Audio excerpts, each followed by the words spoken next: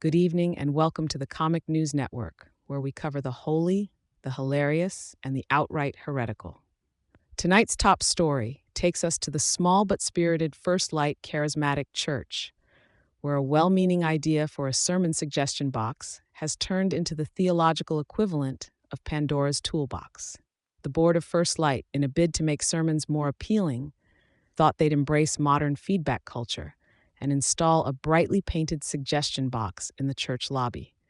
With a cheerful sign reading, "Help us help you encounter God better," they imagined members would leave notes requesting uplifting topics, shorter sermons, or maybe fewer tambourines in the worship band. What they didn't expect was that their congregation would see the box not as a feedback tool, but as an open invitation to rewrite the church's doctrinal statement. By week 2, the box was already overflowing with notes, not with sermon ideas, but with questions ranging from the deeply existential to the alarmingly specific. One note read, "Why does Pastor Greg always say, 'God told me,' when it sounds suspiciously like his own opinion?" Another asked, "If God wants us to prosper, why is my 401k tanking?" One particularly lengthy letter outlined a 12-point argument questioning whether gold dust during worship was biblical or just glitter left over from vacation Bible school. The real chaos began when a group of anonymous members suggested a sermon series titled, "Do We Really Need to Tithe? Or Is That Just a Clever Pyramid Scheme?" This was followed closely by another suggestion, "Speaking in tongues, are we doing it wrong?" Church leadership initially tried to dismiss the notes as harmless jokes, but when someone slipped in a copy of Systematic Theology with the phrase, "Read this," highlighted, it became clear they had a mutiny on their hands. Pastor Greg, to his credit, attempted to address the concerns in his Sunday sermon.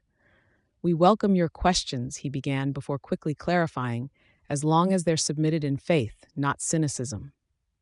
He went on to encourage the congregation to pray for discernment, but things took a turn when Sister Linda loudly asked, "Discern what? Whether you're dodging the question?" The suggestion box was swiftly removed by week 3, but the damage had already been done.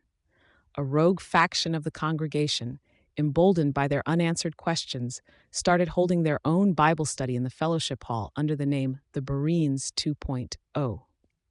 Their flyer promises to ask the hard questions the board won't. Rumor has it the board is now brainstorming ways to recover. One idea includes installing a new box labeled prayer requests only. Another is to ban pens entirely from the lobby. Meanwhile, Pastor Greg has begun slipping the phrase "trust and obey" into his sermons with increasing frequency. And so, First Light Charismatic Church has learned the hard way that some questions are best left unasked, or at least unanswered.